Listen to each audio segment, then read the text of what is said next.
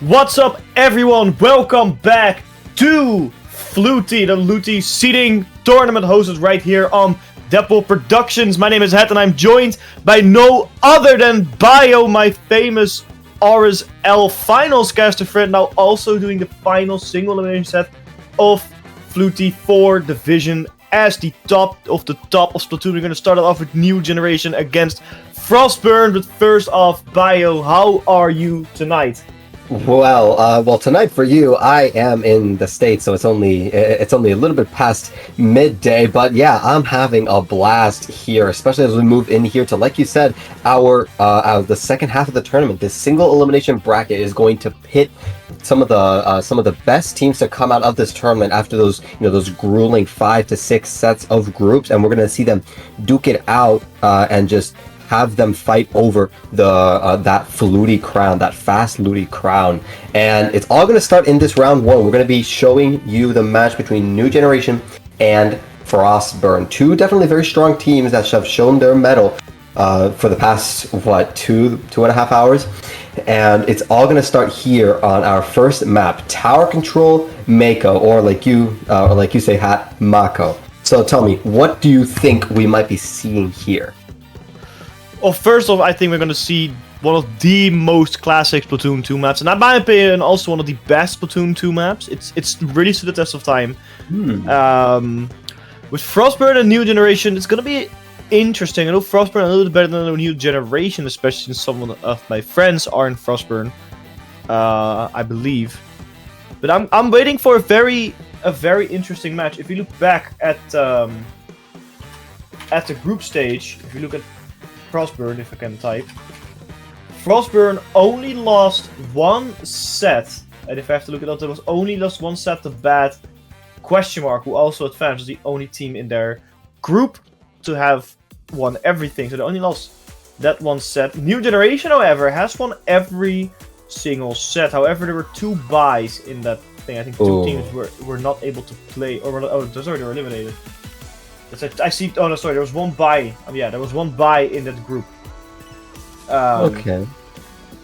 Maybe 2. Some other team disconnected a little bit later. However, that does mean that the teams are sort of on equal ground, but I have to see what is going to happen. Our match will start off right here and right now. I already love seeing that Hydra splat, and you don't see that too often anymore. We see a ZF scoped charger as well, so Big Bateau is not going to hold those charges. He's going to make sure every single one just hits Major Sakeo. Also a very strong duo there holding that Slosher, and that shooter already the heavy. It's a Hydra, but it was a heavy actually. Already goes down quite early for Frostburn, but Frostburn also got 2 splats as a little trade, so that's a very good start, and they're the first one to advance on that tower.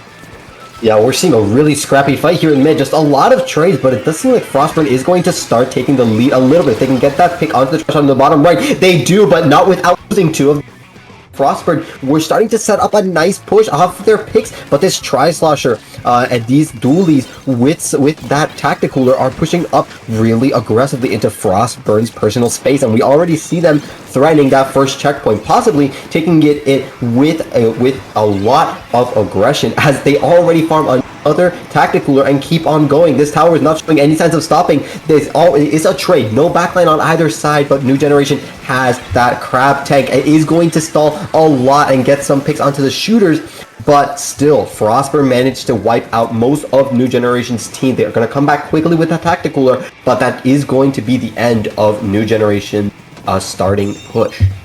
Yeah, the fact that they only were able to get the first checkpoint is also very good for Frostburn, meaning they haven't lost a lot. 57 is not all too far in this map. It's a little tricky to get through that point, but it's not too difficult. 3 players are alive for Frostburn as they are breaking through the first checkpoint as well. Ferrari gets sniped off the tower by Big Baguette, and that's going to make it a little bit difficult for Frostburn to push, as 3 players have fallen. It's just Splashmatic alive who gets fallen as well. The late wipeout on the side of Frostburn, not spelling too good. They're only a couple points off to get that lead back from New Generation, but it's not quite enough as Frostburn now, as New Generation is now on the way to push themselves. Tri-Strike without, Tacticooler without, Igsuka is out.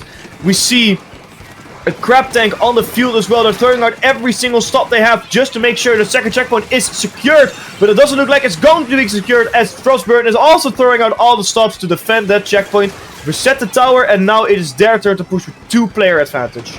Yeah, but what we're seeing is this nice pattern. New Generation keeps pushing and gets a little bit more value every time, while Frostburn is really struggling to get value out of the few pushes that they're able to pull off. It is going to be 2 going down the side of New Generation. This is the chance for Frostburn to push forward. 3 down the side of New Generation. Is only the Dooley's alive. They just went down as well. It's only the Charger coming back. They want to try and contest that tower, but they have Ferrari on the heavy spot. They have that crab tank, and it's looking really dire, but the clutch snipe from New Generation is going to take out the crab tank. 3 down on the side of Frostburn. A wipeout, and New Generation is able to salvage the tower. They do lose lead. Frostburn managed to push it all the way to 35, which they must be feeling very nice about, but with 2 minutes left on the clock, it is nowhere near over for New Generation. And as they start setting up with 2 specials online, 3 specials now, they can definitely start setting themselves up for a killer push. Yeah, there's a very big push from Frostburn. Ferrari on the tower already. She already had a good year by winning the Dutch Championship, and I think she's also very much hunting to win this one as well. But it looks like Generation is going to make it a little bit tricky. They're so close to getting it lead. They're only a couple ticks away. They are on the tower. At least the tower's in their control. They're pushing it now. Can Ferrari get on top of it? No, unfortunately, they were not able to get on top of it. They won that lead, or they took that lead by 4 points, but there's still 1 minute and 30 seconds left in this match for Frostburn to take that lead back and doing everything they can to get it back. We see Meiji in the center with that slasher fighting against the Charger, fighting against the Splatter Shot. Splatter Shot opts to go back to have the support of the Charger. Dudes comes in, gets 2 splats in a row before getting splatted. A very, very good entry. It is definitely going to delay Frostburn a little bit before they can start pushing again. Naves is hunting at Special Medic after using the crab tank. Forces them off and forces them to get splatted. That is a huge, huge splat for New Generation as they got rid of a very, very strong special. Yeah, 50 seconds left on the clock. This is less than a minute left, folks, and with Frostburn still struggling to make anything that resembles a push to take back that lead. New Generation is holding strong. They are just content holding mid. They don't even need to push too much. They're just holding their specials. Look at this dually just holding that crab tank for any signs of life that might come out from Frostburn, but it is going to be not even close to coming out as Tudo down the side of Frostburn. New Generation still holding on. Budo with this Charger gets a clean pick onto the Trizuka and does not get pressured by the crab tank. 13 points remaining. This Tri-Slash are trying to do anything they can. They do get a pick onto the Charger, but 10 seconds remaining. 2 members left on the side of New Generation can still hold this left stack, but not if they get picked by the Tri-Slasher, and they are going to be clearing this left side. Overtime is now in effect. Frostburn have one final chance to maybe make it back, but New Generation do not seem too content. They have that Trizuka online. That Trizuka can be a game ender, especially when fired at such a static object such as the tower, and especially if Frostburn go 2 down, 3 down. It's only Ferrari left on the tower. The Trizuka is going to be pressuring him, but the shot is going to be also on the tower. 3 down. It's only the Tri-Slusher, and Frostburn is just not able to do anything against New Generation's raw amount of displacement specials, and that's going to be game 1, going to New Generation with a pretty convincing push at the end. That push was definitely something, maybe a little bit unnecessary, but it secured that game fully for them. However, these teams are fighting it back and forth. They're not letting each other off go easy, and none of these teams really had the big upper hand. What I'm seeing so far is that New Generation is a little bit better at big pushes, but the second that Frostburn goes in, they're very struggling with the defense. So that's something New Generation can work on a little bit. Frostburn, however, can work on staying alive a little bit more. They are getting splatted a little bit more than like, and most of the pushes they had were for 3 people instead of 4. They got 4th one later in that push, but they're still not eliminated, so it was still fighting with 3. A little bit of improvement ground for there, but what a first match to start off the Single Eliminations Bracket on Mako Tower Control. We're gonna move on though to Barnacle and Dine Splat Zone, one of the newer maps in Splatoon 2. It was introduced last season. I personally think it's a really good map. I really like it. Some people's opinion may differ from that. I don't know. I haven't been really following the map community all that much, but it's going to be an interesting, because Splat Zones, you know, Splat Zone's always one of those games where teams can really show off their sheer strength. because you have to fight over a tiny bit of turf. So you can sort of compare it to turf, right? Where it's just you have to fight over some tiny bit of turf. But where the real fight, I think, comes in from splat zones, which is why I like casting it a lot. It's the way you hold off people entering that little zone. That's where the real fight is, especially on maps like this where you can fight over the spawn point of your opposing team. How well are you going to fight over that spawn point? I think this is something where Frostburn might succeed a little bit better at the fighting over a tower.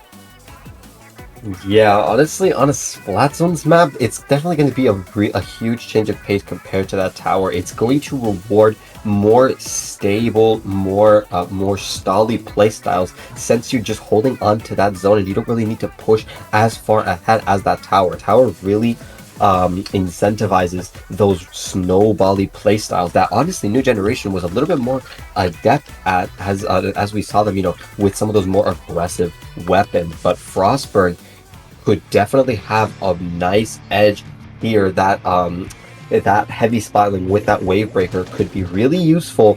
But they might actually not opt to go with it, as they actually switch over to the Nautilus, and the Nautilus is going to be going up against Mewtwo's E-Leader.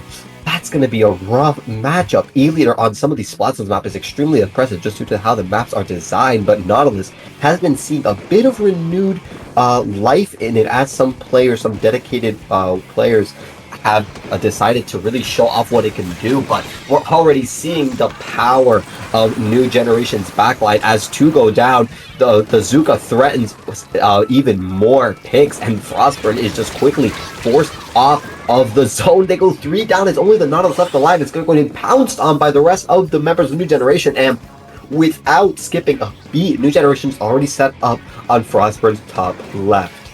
Yeah, this is not the opening Frostburn was looking for, an exact opposite in fact, but fighting against that E-Leader in this map is so nasty. The fields are so open, the ranges are so incredibly long, that E-Leader is going to have the time of their life, even fighting in their spawn. It is a huge open field where they can just fight in, and Frostburn is really struggling to get in. Only 36 left remaining on New Generation zones, and they manage only to get a single splat here, while 2 players are down from Frostburn. Crab Tank is out from Sakyo.